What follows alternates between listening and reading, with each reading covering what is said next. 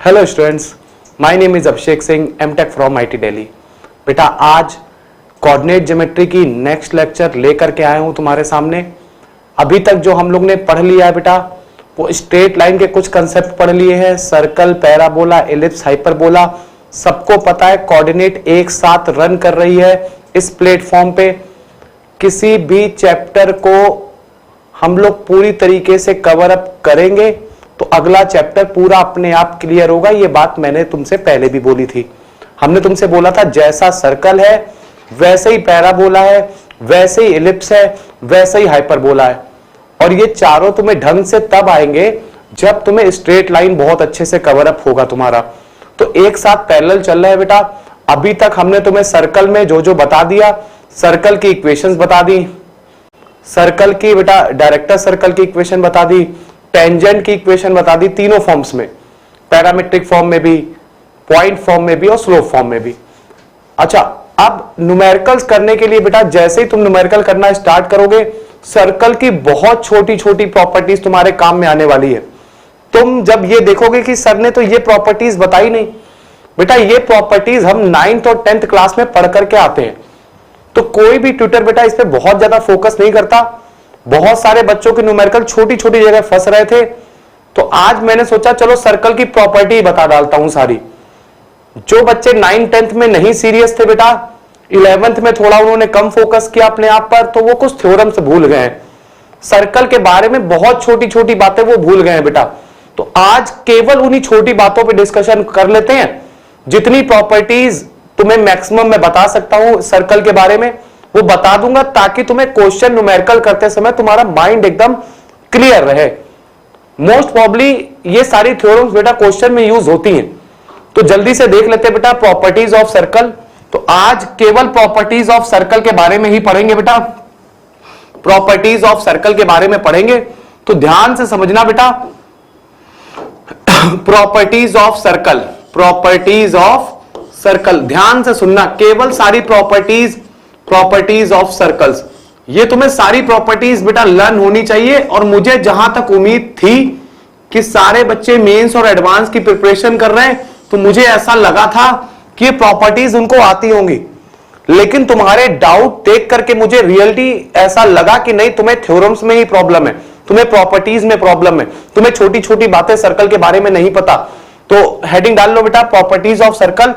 सिर्फ छोटी छोटी प्रॉपर्टीज हैं बेटा, वो मैं करा देता हूं। जितनी प्रॉपर्टीज मुझे याद है मैं बता देता हूं। तो जल्दी से अपनी कॉपी में हेडिंग डाल लो बेटा प्रॉपर्टीज ऑफ सर्कल। और ध्यान से सुनना सभी लोग बेटा, एकदम ध्यान लगा के, क्योंकि ये न्यूमेरिकल्स में काम आएंगे बेटा। ये कोई थ्योरी का पार्ट नहीं होता है, ये थ्योरी का पार्ट नहीं होता बेटा, ये केवल न्यूमेरिकल्स में काम आने वाला है, केवल और केवल न्यूमेरिकल्स में। अच्छा, पहली प्रॉपर्टी देखो बेटा, chords equidistance from centre are equal. पहली प्रॉपर्टी क्या होती है बेटा? Chords equidistance from centre are equal, centre are equal. तो बेटा धीरे धीरे हम तुम्हें सारी प्रॉपर्टीज बता देंगे। सुनना, तुम्हारे सामने जो स्टेटमेंट लिखा है बेटा, कॉर्ड्स जो होती है वो इक्विडिस्टेंस होती है फ्रॉम सेंटर आर इक्वल। जो भी बेटा कॉर्ड्स होंगी ना, जो भी कॉर्ड्स होंगी सर्कल पे, जैसे ये हमने तुमसे बोला ये कोई एक कॉर्ड है, अब हमने तुमसे बोला ये सेंटर है बेटा। जितनी डिस्टेंस पर सेंटर से ये कॉर्ड होगी, मान लो अल्फा डिस्टेंस पर है, अगर दूसरी साइड भी बेटा अल्फा डिस्टेंस पर कोई कॉर्ड हुई, सेंटर से अल्फा डिस्टेंस पे कोई कॉर्ड हुई, तो तुम ये कॉर्ड और ये कॉर्ड क्या होंगी बेटा? ए बी और सी डी क्या होंगी? ये इक्वल होंगी। क्या होंगी? इक्वल होंगी। तो पहली प्रॉपर्टी न्यूमेरिकल करते समय काम में आएंगी ये वाली सारी बातें। जब तुम न्यूमेरिकल कर रहे होगे तब तुम्हें ये छोटी छोटी बातें पिंच करेंगी बेटा। तुम्हें ये चीजें नहीं पता होंगी तो तुम बड़ी प्रॉब्लम में फंसोगे। तो आज मैंने ये कभी नहीं पढ़ाया बेटा, आज के पहले जरूरत ही नहीं फील करी मैंने। लेकिन जब मैंने इस बार बच्चों को देखा कि नहीं ये छोटी छोटी बातों में फंस रहे, तो बेटा मैंने सोचा कि नहीं चलो एक बार प्रॉपर्टीज बता ही देता हूं। तो आज का लेक्चर रियली बड़ा इंपॉर्टेंट है बेटा, बेहद इंपॉर्टेंट है, क्योंकि वो छोटी छोटी बातें जो न्यूमेरिकल्स पूछता है, बड़ी बड़ी चीजें तो हम सारी बता देते हैं बेटा, छोटी बातें जब न्यूमेरिकल में रह जाती है तो तुम अप्लाई नहीं कर पाते हो। तो पहली चीज, chord equidistance from centre are equal. तो कॉर्ड जो इक्वी डिस्टेंस होती है बेटा, अगर मान लो सेंटर से ये वाली कॉर्ड अल्फा डिस्टेंस पर है और सेंटर से ये वाली कॉर्ड भी अल्फा डिस्टेंस पर है, तो तुम क्या बोलोगे बेटा, दोनों कॉर्ड की लेंथ जो होगी वो इक्वल होगी, ए बी जो है वो सी डी के बराबर होगा। ये पहली बात सबको समझ में आ गई होगी बेटा। अच्छा, दूसरी प्रॉपर्टी, जैसे जैसे तुम सेंटर के नजदीक जाती जाएगी बेटा कॉर्ड, जैसे जैसे सेंटर के नजदीक जाती जाएगी कॉर्ड, कॉर्ड की लेंथ बड़ी होती जाएगी, कॉर्ड की लेंथ बड़ी होती जाएगी। जो क्लोजर होगी बेटा सेंटर के, उसकी लेंथ ज्यादा बड़ी होगी। तो छोटी छोटी बातें डिस्कस कर रहे हैं बेटा हम तुमसे जैसे ये कॉर्ड है, ये कॉर्ड है, ये कॉर्ड है, बात समझ में आ रही होगी बेटा। अगर हम तुमसे पूछे कि ये पीक्यू कॉर्ड ज्यादा बड़ी है कि सीडी की लेंथ ज्यादा बेटा ज्यादा बड़ी है, तो तुम तुरंत बोल दोगे सर पीक्यू की लेंथ जो है वो सीडी से ज्यादा बड़ी है। क्यों? क्योंकि वो सेंटर के ज्यादा पास वाली कॉर्ड है। जैसे जैसे हम सेंटर के नजदीक जाते जाएंगे, जैसे जैसे हम सेंटर के नजदीक जाते जाएंगे बेटा, कॉर्ड की लेंथ जो है वो बढ़ती चली जाएगी। तो पीक्यू की जो लेंथ है बेटा वो सीडी से 100% ज्यादा ही होगी। इसका मतलब सेंटर से जैसे जैसे तुम दूर चलते चले जाओगे, कॉर्ड की लेंथ छोटी होती चली जाएगी। जो कॉर्ड सेंटर पे लाई करती है, जो कॉर्ड सेंटर से पास करती है, वो सबसे बड़ी कॉर्ड होती है बेटा, उसी का नाम तो डायमीटर होता है। जो कॉर्ड सेंटर से पास करती है वो सबसे बिगेस्ट कॉर्ड होती है और उसी का नाम क्या होता है बेटा, डायमीटर। तो तुम्हें यह भी बात समझ में आती होगी बेटा, जो सेंटर से पास करने वाली हमारे पास कॉर्ड होगी वो कहलाती है डायमीटर। ए बी यहां डायमीटर है, तो सबसे बड़ी कॉर्ड क्या होती है, वो ए बी होती है। तो ये दो प्रॉपर्टीज तुम्हें पता होनी चाहिए। सब लोग अपनी कॉपी में नोट कर लो बेटा। आज टाइम पूरा दूंगा, पूरा टाइम नोट करने का टाइम देंगे, क्योंकि बार बार तुम प्रॉपर्टीज के लिए वीडियो उठा के देखो तो मुझे नहीं लगता बेटा कि बार बार वीडियो सुननी चाहिए। एक बार पढ़ लो, अपने आप सारी चीजें क्लियर होनी चाहिए बेटा। तो जल्दी से नोट डाउन कर लो बेटा। ये थी दो प्रॉपर्टी बेटा। तीसरी प्रॉपर्टी देखते हैं, थर्ड प्रॉपर्टी। तो जल्दी जल्दी बेटा सारी प्रॉपर्टीज देखते हैं एक एक करके। दो प्रॉपर्टी हमने तुम्हें बता दी, तीसरी प्रॉपर्टी सुनना आप सब लोग। थर्ड प्रॉपर्टी सुनना बेटा। थर्ड प्रॉपर्टी, थर्ड प्रॉपर्टी ये कहती है बेटा, अगर कोई सर्कल है हमारे पास और ये कोई भी कॉर्ड हो बेटा, अगर सर्कल के सेंटर से हमने कॉर्ड पर परपेंडिकुलर डाला है, सर्कल के सेंटर से अगर हमने कॉर्ड पर परपेंडिकुलर डाला है, तो 100% ये वाला एंगल जो होगा वो 90 डिग्री का होगा। ये बात सभी को समझ में आती है बेटा, क्योंकि परपेंडिकुलर डाला।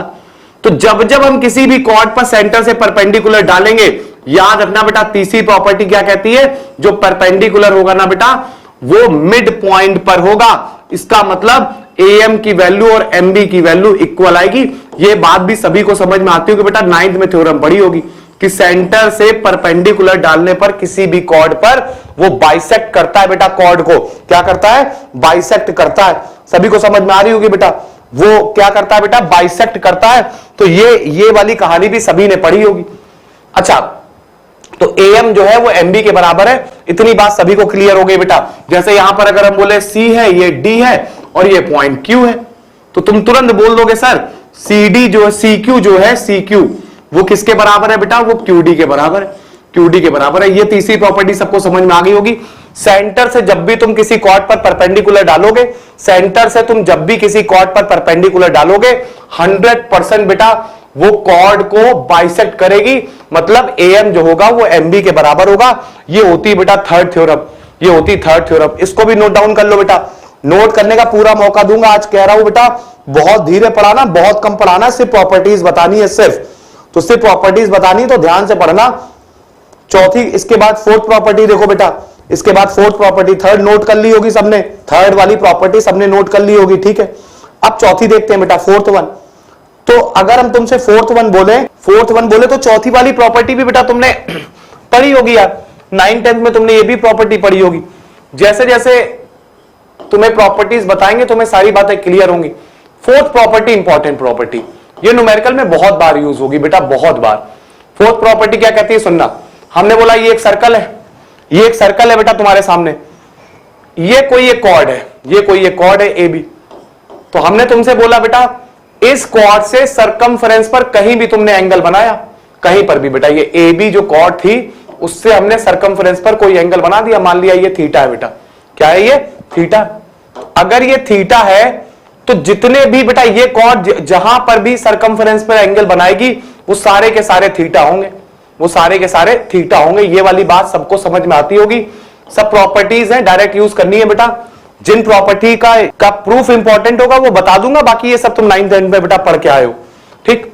अच्छा, जो सेंटर पे एंगल बनता है, सेंटर पे, सर्कल के सेंटर पे एंगल जो बनता है वो 100% क्या होता है बेटा, डबल होता है। तो सभी को पता है ये वाला एंगल कितना हो जाएगा बेटा, 2 थीटा हो जाएगा। तो कॉर्ड से सर्कल के सरकमफेरेंस पे बना एंगल आधा होता है बेटा सेंटर पे बने एंगल का। तो ये अगर थीटा एंगल है, ये सारे अगर थीटा एंगल है, तो सेंटर पे जो एंगल बनेगा बेटा वो होगा 2 थीटा। क्या होगा, 2 थीटा, ठीक है। अच्छा, अब हम तुमसे बोले, देखो ये वाली आर्क जो है बेटा वो कहलाएगी मेजर आर्क। क्या कहलाएगी ये वाली आर्क, मेजर आर्क। ये वाली मेजर आर्क है बेटा, मेजर आर्क है। तो बहुत सारे बच्चों को आज का लेक्चर आसान लगेगा बेटा। क्यों आसान लगेगा, क्योंकि वो सब पढ़ के आया बेटा। और ये वाली आर्क जो है वो माइनर आर्क है। क्या कहलाती है बेटा, माइनर आर्क। तो ये वाली माइनर आर्क है, माइनर आर्क है, ठीक है। तो छोटे छोटे नाम है, ये सब याद होने चाहिए। अब हमने तुमसे बोला कि जो भी मेजर आर्क पे बेटा एंगल बनता है, जो माइनर आर्क पे कॉर्ड से एंगल बनता है, वो दोनों सप्लीमेंट्री होते हैं। सप्लीमेंट्री का मतलब समझ गए होगे बेटा। अगर ये एंगल थीटा है तो 100% ये वाला जो एंगल होगा वो पाई माइनस थीटा होगा। क्या होगा बेटा, पाई माइनस थीटा। मतलब मेजर आर्क पे जो कॉर्ड एंगल बनाएगी, माइनर आर्क पे उसी का सप्लीमेंट्री बनाएगी। मतलब अगर ये एंगल थीटा होगा तो 100% ये वाला एंगल, इस साइड वाला एंगल, दूसरी साइड वाला जो आर्क का एंगल है वो 100% सप्लीमेंट्री होगा। ये थीटा है तो ये पाई माइनस थीटा होगा। इतनी बात भी सबको समझ में आ गई होगी बेटा। तो ये फोर्थ प्रॉपर्टी थी, बेहद इंपॉर्टेंट प्रॉपर्टी। इसको भी बेटा नोट डाउन कर लो, इसको भी नोट डाउन कर लो, काफी काम में आने वाली है यार, ये सब बातें काफी काम में आने वाली। अच्छा, फिफ्थ प्रॉपर्टी पे आ जाते हैं, अगली प्रॉपर्टी पे, फिफ्थ प्रॉपर्टी पे। फिफ्थ प्रॉपर्टी क्या कहती है, सुनना। फिफ्थ प्रॉपर्टी क्या कहती है सर्कल की। जैसे हमने तुमसे बोला कि ये एक सर्कल है, हमने बोला ये ए बी कोई एक कॉर्ड है, ए बी कोई एक कॉर्ड है बेटा। हमने बोला कि जब अगर मान लो पॉइंट पी यहां पर होगा, पॉइंट पी यहां पर है सर्कल के सरकमफेरेंस पे, तो जब भी बेटा कॉर्ड एंगल बनाएगा तो थीटा बनाएगा हर बार। पी पे कितना एंगल बनेगा बेटा, थीटा ही बनेगा सरकमफेरेंस पे। अगर कोई पॉइंट सरकमफेरेंस पे, चाहे वो पी हो, चाहे क्यू हो, चाहे आर हो, हर बार जो एंगल बनेगा वो 100% थीटा बनेगा। कितना बनेगा बेटा, वो थीटा ही बनेगा। लेकिन अगर यही पॉइंट पी जो होता, अगर मान लो सर्कल के बाहर लाई करता, यही पॉइंट पी जो होता वो अगर मान लो बेटा सर्कल के बाहर कहीं लाई करता, तो 100% जो अब एंगल बनेगा वो जो होगा बेटा वो थीटा से छोटा होगा। अगर कोई पॉइंट कॉर्ड जो है तो होती है बेटा, अगर वो सरकमफेरेंस पे एंगल बनाती है, तो अगर उसको अगर हम लोग थीटा बोलना है, और अगर वही कॉर्ड सर्कल के बाहर कोई पॉइंट है पी, सर्कल के ऊपर है तो थीटा एंगल है, सर्कल के बाहर है तो अल्फा एंगल है। हमेशा जो थीटा होगा वो बड़ा होगा बेटा अल्फा से। सरकमफेरेंस पर बनने वाला एंगल बाहर बने वाले पॉइंट से बनने वाले एंगल से हमेशा बड़ा होता है। ये बात सभी को पता होनी चाहिए बेटा। और अगर मान लो यही पॉइंट अंदर होता सर्कल के, अब जो एंगल बनता मान लो बीटा बनता, तो अंदर वाला एंगल 100% बड़ा होगा बेटा, बीटा बड़ा हो जाएगा थीटा से। तो ये दो बातें तुम्हें बिल्कुल पता होनी चाहिए। बहुत बार थ्योरम, इस थ्योरम का यूज करेंगे बेटा, है ना, और तुम लोग को ये बातें पता नहीं होती तो फंस जाते हो क्वेश्चंस में। तो एक बार 5 प्रॉपर्टीज अभी तक बता दी, पांचों प्रॉपर्टीज जरा एक बार फिर से देख लो बेटा। पहली प्रॉपर्टी क्या कहती थी, पहली प्रॉपर्टी क्या कहती थी सर्कल की, पहली प्रॉपर्टी कहती थी, हाँ पहली प्रॉपर्टी क्या कह रही थी बेटा, chords equidistance from centre are equal. Chords अगर इक्विडिस्टेंस है सेंटर के तो वो इक्वल होंगे, ठीक है। दूसरी क्या कह रही थी बेटा कि अगर हमारे पास, सेकंड प्रॉपर्टी क्या कहती है बेटा कि जैसे जैसे जो सेंटर के कॉर्ड पास जाती जाएगी वैसे वैसे बड़ी होती चली जाएगी। जैसे डायमीटर वाली जो होती है वो सबसे बड़ी कॉर्ड होती है, ठीक है। इसके बाद हमने तुमसे बोला तीसरी प्रॉपर्टी के बारे में कि कॉर्ड से अगर तुमने किसी कॉर्ड पर परपेंडिकुलर डाला है सेंटर से, तो वो कॉर्ड को बाइसेक्ट करेगा हमेशा। जब भी ये 90 डिग्री बनाएगा तो कॉर्ड जो होगी बेटा बाइसेक्ट करेगी। चौथी प्रॉपर्टी क्या कहती है कि सरकमफेरेंस पे बना एंगल सेंटर पे बने एंगल का आधा होता है। और इसी की एक प्रॉपर्टी और थी बेटा कि सप्लीमेंट्री एंगल होते हैं, मेजर एक्सिस और माइनर एक्सिस वाले। तो ये भी बात समझ में आनी चाहिए बेटा। फिफ्थ प्रॉपर्टी क्या कहती है, अगर सेंटर के बाहर कोई पॉइंट है तो एंगल जो है बेटा वो जो बनेगा बेटा एंगल, वो 100% सर्कमफ्रेंस पे बने एंगल से छोटा होगा, और अगर अंदर कोई पॉइंट है तो 100% वो बड़ा होगा। तो ये 5 प्रॉपर्टीज तुम्हें याद होनी चाहिए। और प्रॉपर्टीज देख लेते हैं बेटा, 6 प्रॉपर्टीज देखते हैं। सुनना, छठी प्रॉपर्टी क्या कहती है, 6 प्रॉपर्टी सर्कल की क्या कहती है। अगर हमने मान लो बेटा एक सर्कल है, और हमने तुमसे बोला कि एक पी पॉइंट है बाहर कहीं पर, और हमने बेटा इससे जो है वो टेंजेंट खींची सर्कल के ऊपर, टेंजेंट खींची सर्कल के ऊपर। तो ये मान लो बेटा ये टी पॉइंट है, ठीक, ये T1 है। अच्छा, और मान लो अगर ऐसा सेगमेंट भी खींच देते, सुनना बेटा, ऐसा सेगमेंट भी खींच देते, ठीक, ये A पॉइंट है, ये B पॉइंट है, ये C है, ये D है, ठीक है। तो हम क्या बोल सकते हैं बेटा, ध्यान से सुनना, ये सब प्रॉपर्टीज हैं। PA into PB is equal to PC into PD is equal to PT का square, is equal to PT का स्क्वायर। ये बात याद रखना बेटा, इज इक्वल टू PT का स्क्वायर। कभी भी अगर तुम्हारे सामने ऐसा कभी क्वेश्चन आया तो तुम क्या लिख सकते हो बेटा, PA into PB is equal to PC into PD। अच्छा, is equal to PT square क्यों बोला, तो तुम्हें समझ में आ रहा होगा बेटा, जो ये सेगमेंट बन रहा है P और PB, 2 सेगमेंट है, तो सेगमेंट का मल्टीप्लाई बराबर होता है, ये बात तुम्हें समझ में आनी चाहिए। अच्छा, इसको बेटा मूव कराते जाओ, वेरी कराते जाओगे तो तुम्हें समझ में आ रहा होगा बेटा कि एक कंडीशन ऐसी भी बनेगी, फिर और ऐसी वाली भी बनेगी, और एक कंडीशन में आकर के क्या हो जाएगा बेटा, ये A और B पॉइंट एक ही जगह पर आने लगेंगे। जहां पर A और B पॉइंट एक ही जगह पर आएंगे वहां लिखोगे PA इंटू PB। और तुम्हें पता है A और B पॉइंट जो है वो एक्चुअली पॉइंट T है। जैसे जैसे इसको बेटा कम करते चले जाओगे ना, ऊपर बढ़ाते जाओगे, तो तब तुम्हें समझ में आ जाएगा बेटा सेगमेंट एक समय पर आकर के PA इंटू PB की जगह तुम क्या लिखोगे, PT इंटू PT, क्योंकि A और B पॉइंट सेम हो जाएंगे एज अ T पॉइंट। तो बेटा उस कंडीशन में तुम क्या लिख सकते हो, PA इंटू PB बराबर PC into PD is equal to PT square. एक ये भी प्रॉपर्टी कई बार क्वेश्चन में यूज होती है बेटा, कई बार यूज होती है। तो छोटी छोटी प्रॉपर्टीज है, ये सब तुम्हें पता होनी चाहिए। 7th प्रॉपर्टी देख लो बेटा, 7th वाली प्रॉपर्टी। 7th प्रॉपर्टी क्या कहती है, ध्यान से समझना बेटा, ये सब आसान आसान सी बातें हैं, ये सब तुम्हें क्वेश्चन में यूज होंगी तो बता दे रहे हैं बेटा। 7th प्रॉपर्टी ये कहती है कि मान लो अगर तुम्हारे पास एक ये सर्कल है, और हमने तुमसे बोला बेटा कि एक टेंजेंट हमने खींच दी, एक टेंजेंट खींच दी बेटा, एक पॉइंट से P कोई बेटा बाहर पॉइंट था, इससे हमने टेंजेंट खींच दी PT और PT1। तो तुम्हें पता है बेटा लेंथ ऑफ टेंजेंट यानी PT जो होगी वो किसके बराबर होगा बेटा, वो PT1 के बराबर होगा। तो टेंजेंट की एक पॉइंट से जब हम सर्कल पे टेंजेंट खींचते हैं तो लेंथ जो होती है वो सारी की सारी इक्वल होती है। ये भी बात तुम्हें याद रखने की जरूरत है बेटा, length of tangents are equal. Symmetry है इस कारण बोल दिया बेटा, सिमेट्री है इस कारण बोल दिया। अच्छा, अब तुम्हें यह भी पता होनी चाहिए बेटा, एक प्रॉपर्टी तो ये हो गई 7th वाली। इसी में हम बेटा और प्रॉपर्टीज भी सुन लेते हैं, इसी के अंदर 1-2 प्रॉपर्टीज और है वो भी देख लेते हैं बेटा, जो क्वेश्चन में काम आती है। तो अगर हमने तुमसे बोला कि अगर हम P पॉइंट को ऐसे बढ़ाए ना कि ये सेंटर से पास करे, किससे पास करे बेटा, सेंटर से, तो 100% ये एंगल भी इक्वल होंगे, ये वाले एंगल भी क्या होंगे बेटा, इक्वल होंगे। अगर ये थीटा है तो ये भी थीटा होगा। सभी को बात समझ में आती होगी बेटा, अगर ये वाला एंगल थीटा है तो ये वाला एंगल भी थीटा होता होगा। अच्छा, ये वाला 100% 90 डिग्री है, ये वाला भी कितना है बेटा, 90 डिग्री। तब तुम्हें समझ में आना चाहिए 8th प्रॉपर्टी क्या कहती है बेटा, 7 तो कहती है दोनों टेंजेंट की लेंथ इक्वल होगी। 8th प्रॉपर्टी क्या कहती है, दोनों एंगल भी इक्वल होंगे। एंगुलर बाइसेक्टर है बेटा, ये क्या है, एंगुलर बाइसेक्टर। तो आज का लेक्चर बड़ा इंपॉर्टेंट न्यूमेरिकल के लिहाज से, क्योंकि छोटी छोटी बातें तुम्हें पता नहीं होती तो क्वेश्चन में तुम अप्लाई नहीं कर पाते बेटा। तो एक बार ये थ्योरम सुन लो, सिर्फ सुनना है, पढ़ना उड़ना कुछ नहीं बेटा। इसके बाद आज का वीडियो देख करके माइंड में सेटअप कर लेना, न्यूमेरिकल्स करने स्टार्ट करना बेटा, देखना होने लग जाएंगे। तो ये दोनों एंगल बराबर होते होंगे, ठीक है, ये 90 है, ये भी 90 है। तो 100% बेटा P, T1, C और T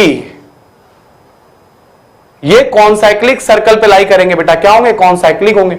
जब तुम इसको डायमीटर मान करके सर्कल खींचोगे बेटा तो ये 100% क्या होंगे, कॉन्साइक्लिक होंगे। देखो ये चारों क्या मिलकर के बनाएंगे, कॉन्साइक्लिक बनाएंगे। इतनी बात भी समझ में आनी चाहिए बेटा, are concyclic form concyclic circle, ठीक।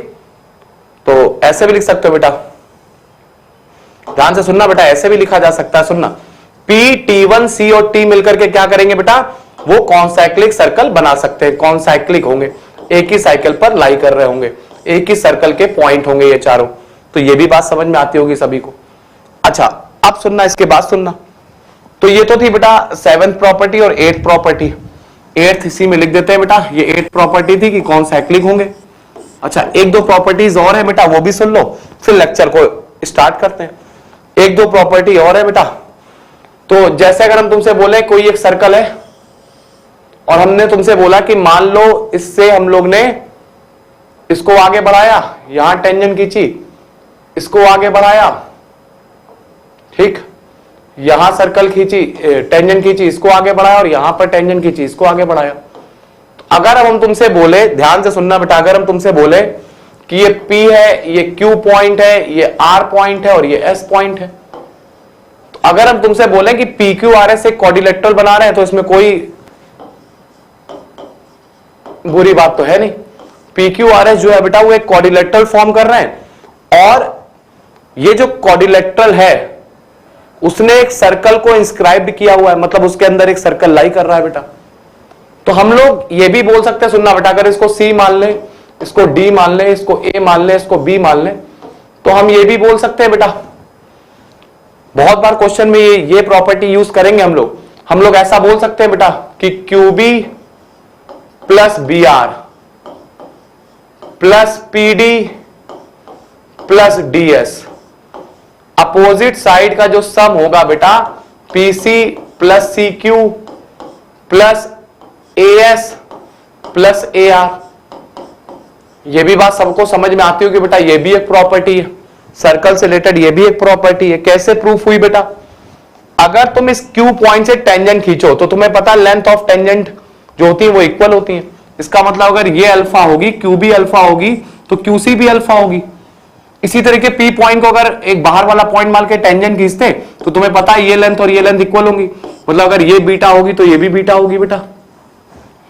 अच्छा अगर ये और ये वाली टेंजेंट होती, तो अगर ये गामा होती तो ये भी गामा होती, ये डेल्टा होती तो ये भी डेल्टा होती। यार इतनी बात सबको समझ में आ रही होगी यार, इतनी बात सबको समझ में आ रही होगी बेटा। सॉरी, ये बीटा, ये बीटा, ये डेल्टा है बेटा, तो ये भी डेल्टा होगी। जैसे देखो S पॉइंट को अगर खींच के मानोगे, S पॉइंट को देख करके मानोगे ना कि S पॉइंट से हमने टेंजेंट खींची, तो अगर ये वाली डेल्टा है तो ये भी डेल्टा होगी बेटा, ये गामा है तो ये भी गामा होगी। सबको समझ में आ रहा होगा बेटा। तो अब बताना बेटा, हमने तुमसे बोला कि देखो ये अपोजिट साइड को ऐड करो तो alpha plus beta plus gamma plus delta, यहां की अपोजिट साइड को ऐड करो तो alpha plus beta plus gamma plus delta 100% बराबर है बेटा। दोनों साइड की जो लेंथ है अपोजिट साइड का सम करने पर alpha plus beta plus gamma plus delta वो alpha plus beta plus gamma plus delta के बराबर है। ठीक, तो ये तो सारी बातें हो गई बेटा प्रॉपर्टीज के तौर पे कि तुम्हें प्रॉपर्टीज लर्न होनी चाहिए, सारी की सारी प्रॉपर्टीज। ठीक, अच्छा अगली प्रॉपर्टीज पे आ जाते हैं बेटा। आज केवल और केवल प्रॉपर्टीज ही पढ़ाएंगे बस, तो जितनी प्रॉपर्टीज है तुम्हारे सामने सुन लो। तो अगली प्रॉपर्टी क्या बेटा, प्रॉपर्टी नंबर 10। 10th प्रॉपर्टी क्या कहती है, सुनना। हमने तुमसे बोला, एक प्रॉपर्टी तुम्हें बताई थी बेटा, हमने तुमसे बोला कि जब भी कोई कॉर्ड अगर है AB, तो अगर तुमसे बोला जाए कि वो वाले सारे एंगल बताओ जब कॉर्ड AB जो है वो कांस्टेंट एंगल जनरेट करे, कांस्टेंट एंगल बनाए, तो वो वाली सारे एंगल हमें बताने वो कहां कहां पे उनका लोकस क्या है। क्या बताना बेटा, उसका लोकस क्या है। तो तुम्हें पता कॉर्ड AB तो बेटा एक ही कंडीशन में सारे एंगल बराबर कर सकती है जब वो सरकमफेरेंस पर एंगल बनाए। देखो ये अगर थीटा है, अगर हम तुमसे बोले, ध्यान से सुनना बेटा, अगर इसको हटा देते हैं फिर से एक बार बता देते हैं, सुनना।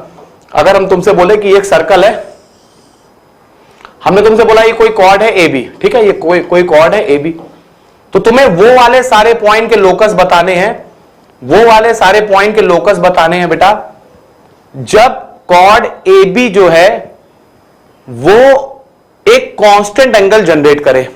तो कांस्टेंट एंगल तो तभी जनरेट कर सकती है बेटा जब हमारे पास वो सरकमफेरेंस पर एंगल बनाए। कॉर्ड AB किस में एंगल बनाए, सरकमफेरेंस के किसी पॉइंट पर।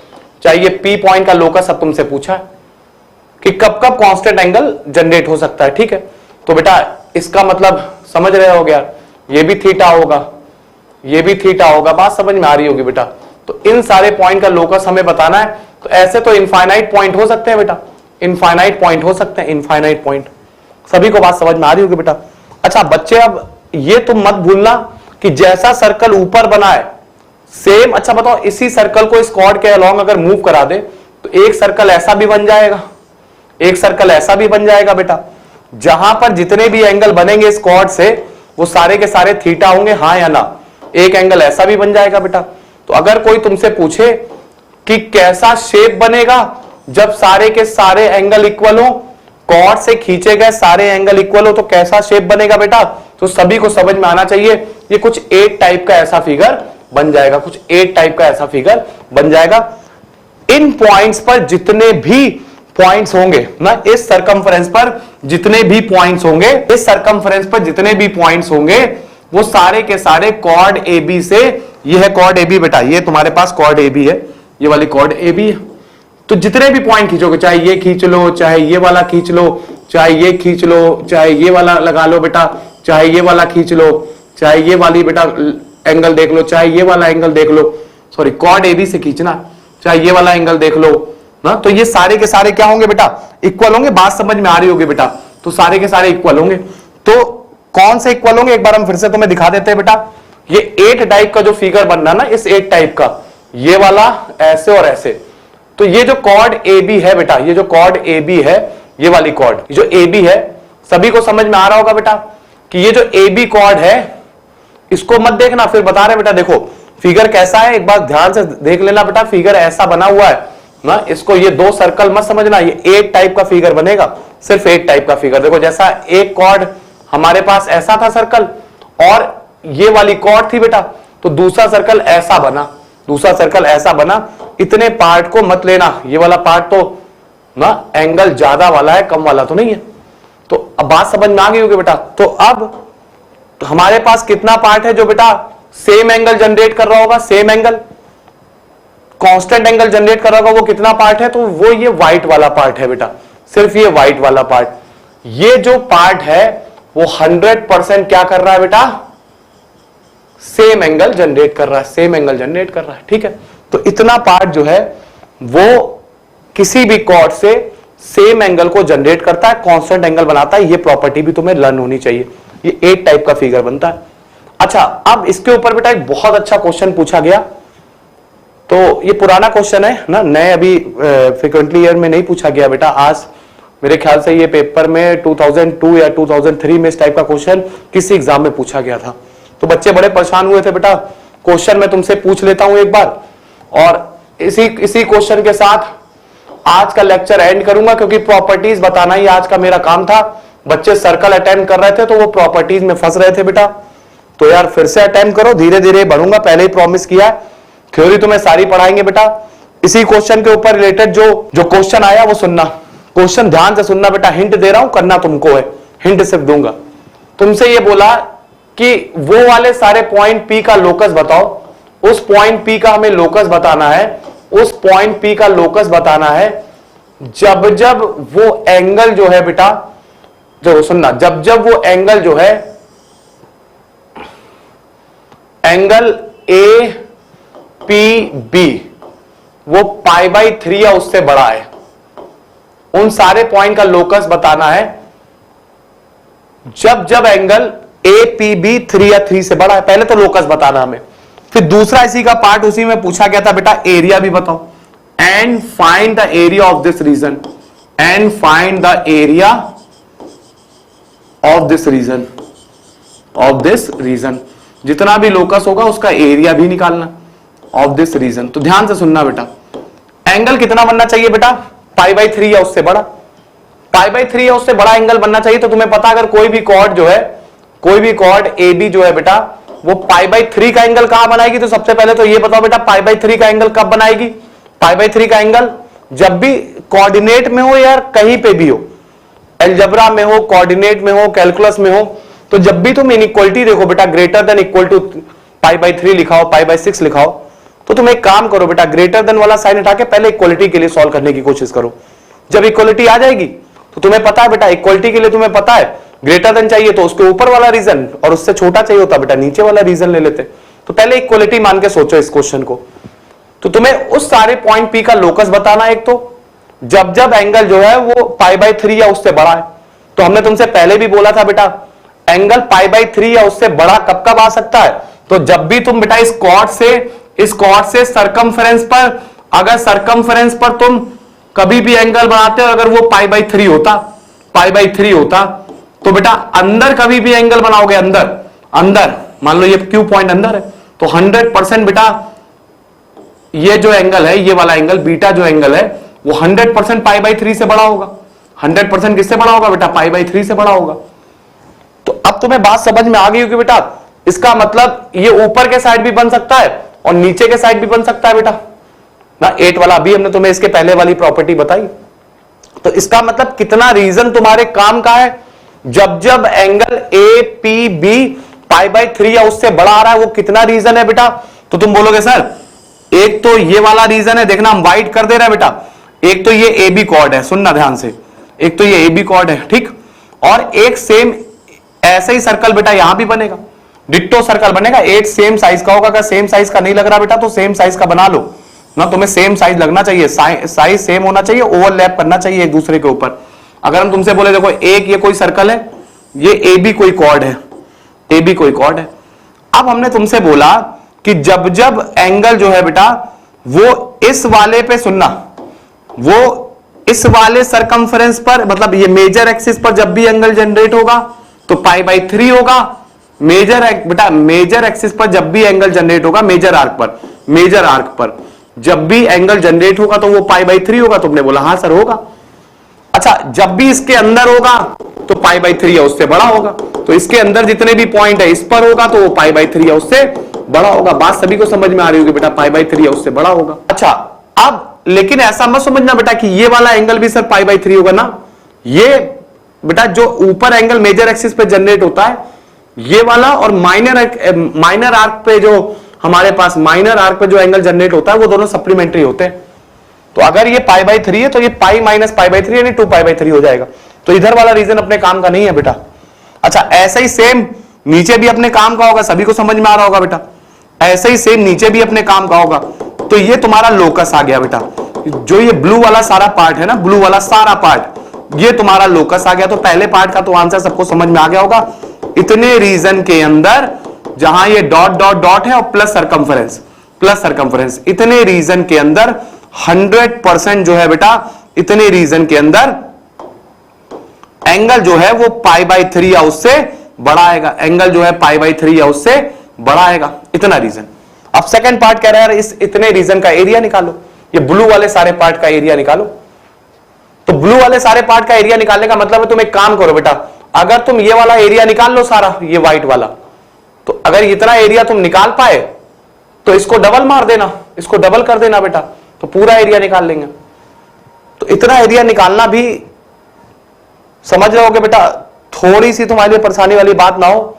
देखो एरिया कैसे निकालेंगे, तो तुम्हें पता है इतना एरिया हमें निकालना, ध्यान से, अगर ये सर्कल है हमारे पास और ये AB कॉर्ड है, तो हम बेटा इतना एरिया निकाल के, अच्छा ये तो पॉइंट है बेटा C, ठीक। अच्छा, क्वेश्चन में कुछ चीजें गिवन होंगी बेटा, हम तुम्हें पहले बता देते हैं, क्वेश्चन में इसके अलावा भी 1-2 पॉइंट गिवन होंगे, जैसे A के कोऑर्डिनेट गिवन होंगे बेटा, मान लेते हैं 8, -2, ठीक, और इसके मान लेते हैं बेटा 2,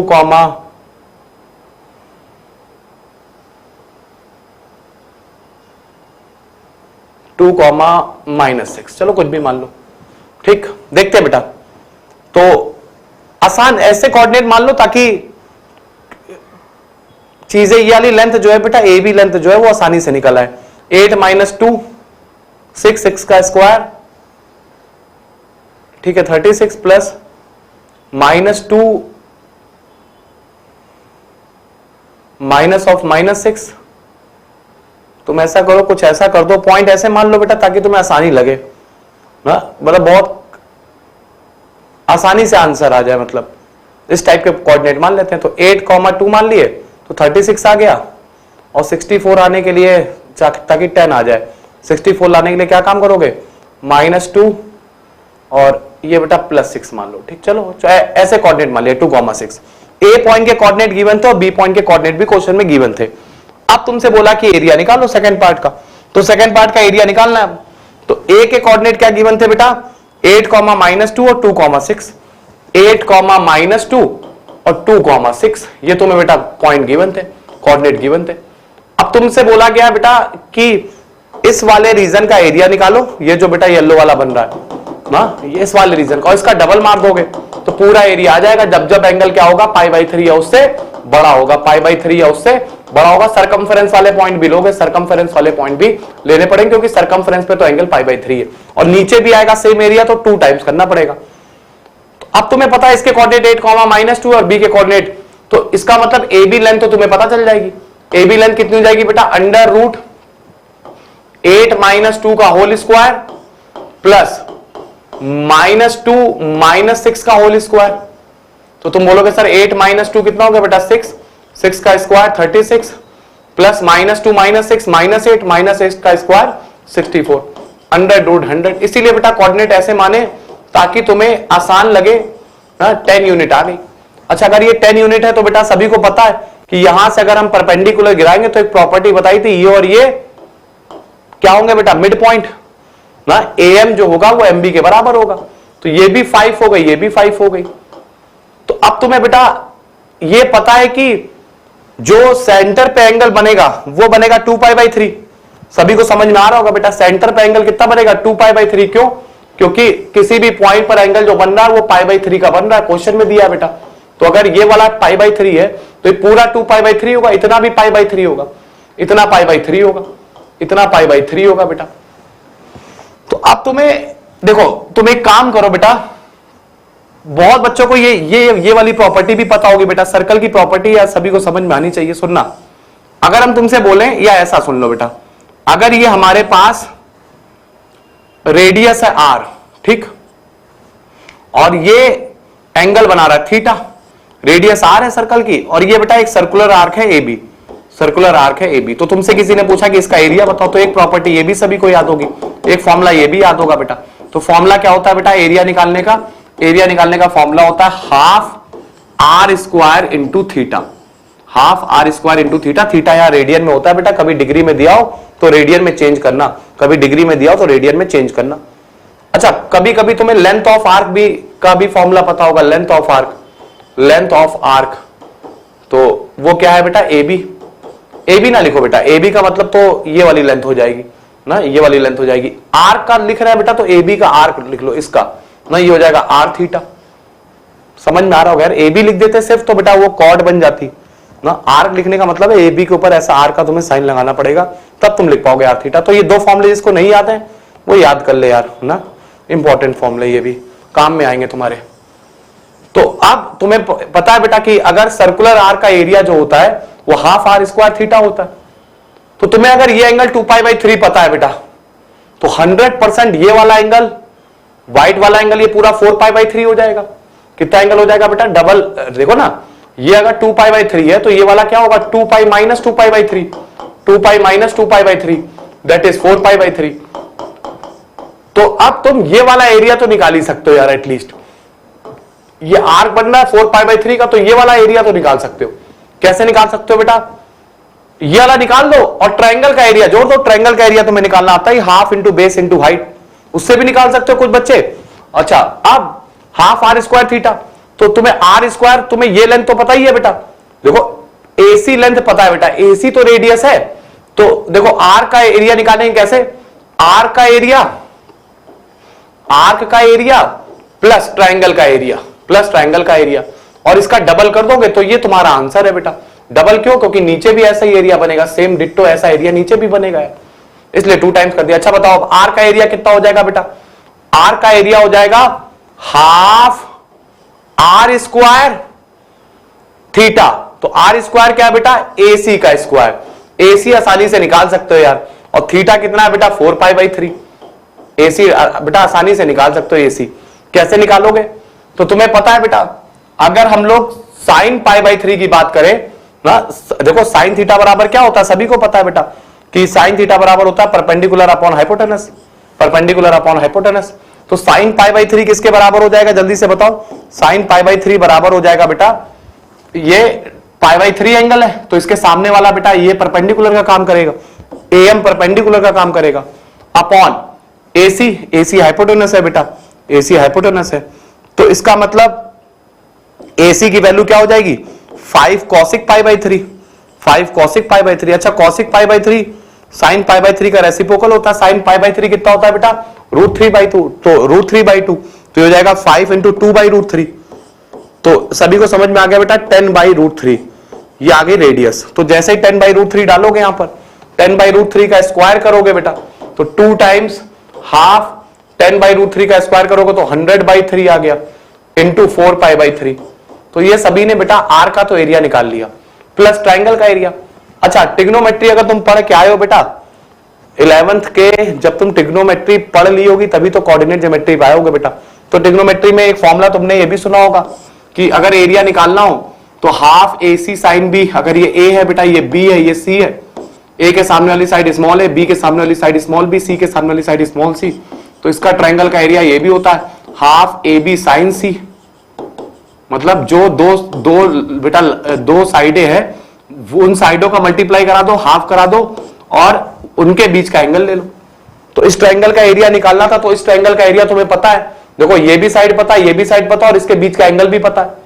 देखो ना अगर ट्रायंगल को बाहर निकालते हैं बेटा तो ये एंगल पता है 2π/3, ये वाली रेडियस भी पता है बेटा कितनी आ गई 10/√3, 10/√3 और ये भी है 10/√3। तो लिख सकते हो बेटा एरिया और ये है 2π/3। तो इसका इस ट्रायंगल का एरिया तुम आसानी से लिख सकते हो यार, क्या लिख सकते हो, half into 10/√3 into 10/√3 into sine 2π/3 into sine 2π/3। सबको समझ में आ रहा होगा, साइन 2π/3 बोलो या साइन π/3 बोलो, एक ही बात है बेटा, क्योंकि सेकंड क्वाड्रेंट में जो एंगल साइन का होता है वही फर्स्ट क्वाड्रेंट में होता है, sine pi minus theta is equal to sine theta. तो साइन 2π/3 की जगह तुम साइन π/3 भी लिख सकते हो बेटा, कुछ ऐसा नहीं, और वैल्यू डाल सकते हो बेटा। तो ये अपना आंसर आ गया बेटा। तो फाइनल आंसर तुम्हारे सामने। क्वेश्चन तुम समझ रहे हो कि देखो एक सर्कल के क्वेश्चन रियली बहुत ज्यादा प्रॉपर्टी से के बेस ऊपर आते हैं बेटा। तो ये सारी छोटी छोटी प्रॉपर्टीज तुम्हें याद होनी चाहिए। एक बार उतार लो बेटा जरा जल्दी से इसको नोट डाउन कर लो, जल्दी से नोट डाउन करो। रियली सब बहुत इंपॉर्टेंट है ये सब। कोई बच्चा ये मत समझे कि आज की क्लास इंपॉर्टेंट नहीं थी, बिल्कुल इंपॉर्टेंट थी बेटा। न्यूमेरिकल्स नहीं होंगे तुमसे, न्यूमेरिकल्स नहीं होंगे, अगर तुम ढंग से नहीं पढ़ोगे तो न्यूमेरिकल्स होने वाले नहीं है। ठीक है, इतनी बात समझ में आ गई होगी बेटा। तो ये सारे क्वेश्चंस इसी टाइप के बेटा, जब तक तुम्हें प्रॉपर्टीज, देखो सब प्रॉपर्टीज से ही हो गया सारी चीजें। अच्छा एक लास्ट बात और सुन लो बेटा, एक सर्कल की एक लास्ट प्रॉपर्टी और सुन लो। हमने तुमसे बोला कोई पॉइंट अगर P अंदर होता बेटा तो इससे कितनी सेगमेंट खींची जा सकती थी, तो इनफाइनाइट। अरे P पॉइंट से पास होने वाली इनफाइनाइट सेगमेंट खींची जा सकती है। ठीक है यार, अगर मान लो ये है AB कॉर्ड, ये है CD कॉर्ड, ये है PQ कॉर्ड, तो ये भी बात तुम्हें समझ में आनी चाहिए बेटा कि PA इंटू PB जो होगा वो किसके बराबर होगा बेटा। इसको P पॉइंट नाम दे चुके थे बेटा, तो R दे दो, ज्यादा अच्छा रहेगा। इज इक्वल टू क्या हो जाएगा बेटा, PC इंटू PD। ठीक, PC इंटू PD। ये भी एक प्रॉपर्टी याद होनी चाहिए बेटा तुम्हें, ये भी एक प्रॉपर्टी याद होनी चाहिए। ये सब छोटी छोटी बातें क्वेश्चन करते समय अगर ये सब प्रॉपर्टीज नहीं याद है बेटा तब तुम फंस जाओगे। इसके बाद स्टार्ट होता था बेटा सर्कल चैप्टर, ये सारी प्रॉपर्टीज पढ़ने के बाद मुझे ये लगा कि रियली ये सब बातें तुम्हें पहले से पता होनी चाहिए, और मुझे लगा पता होंगी यार। अगर ये सब प्रॉपर्टीज तुम्हें ये 8 वाला स्ट्रक्चर अभी से नहीं पता बेटा, ये 10th 11th क्लास वाले बच्चों को पता होता है आजकल। तो अगर उनको पता है बेटा तो तुम्हें भी ये सारी प्रॉपर्टीज पता होनी चाहिए।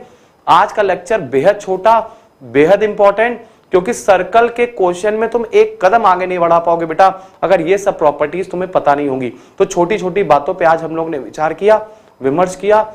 आज की क्लास के लिए इतना ही बेटा, मिलते हैं कल 1:30 बजे फिर से वापस 120 पे।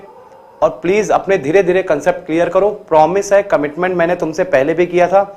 वो सारी चीजें बताऊंगा जो न्यूमेरिकल में काम आने वाली हैं, वो सारी छोटी छोटी बातें बताऊंगा जो तुम्हें कोई नहीं देगा बेटा ना, इस प्लेटफॉर्म के अलावा रियली तुम्हें कहीं नहीं मिलेंगी। बुक्स में ढूंढोगे तो ये सब प्रॉपर्टीज बहुत ज्यादा डिटेल में नहीं दी हुई है बेटा, वो डायरेक्ट चैप्टर स्टार्ट करते हैं और चैप्टर के बीच की कहानी है बेटा। क्योंकि जो टीचर ने न्यूमेरिकल लगाए हैं, जो देख रहा है कि मेंस और एडवांस में इस टाइप के क्वेश्चन पूछे जाते हैं, वहां इन प्रॉपर्टीज का यूज होता है। वो बच्चे वहीं पर, क्योंकि वो देखते हैं नहीं बेटा, पहले 9-10 में उन्होंने देखी नहीं, तो 11-12 में आकर के फंस गए, क्वेश्चन नहीं, न्यूमेरिकल नहीं हुआ। तो हर छोटी छोटी बात पे तुम्हें पता होनी चाहिए सारी चीजें। तो इस टाइप का क्वेश्चन भी बेटा पेपर में पूछा जाता है ना। ये जो टाइप का क्वेश्चन कराया था, तो ये भी इंपॉर्टेंट क्वेश्चन है, इससे बहुत सारी चीजें तुम्हें सीखने को मिलेंगी। तो इस टाइप का क्वेश्चन देखो, करो, दिल लगा के पढ़ाई करो बेटा। Really I am always with you. जहां भी प्रॉब्लम हो कमेंट सेक्शन में डालो कि सर हमें ये वाला चैप्टर पढ़ना है, इसके न्यूमेरिकल ज्यादा करने हैं। बिल्कुल कराऊंगा बेटा, हर टाइप का क्वेश्चन कराऊंगा, ये मेरा तुमसे वादा रहा। ठीक, मिलते हैं बेटा कल इसी समय पर। आज के लिए सिर्फ इतना ही। Thank you very much.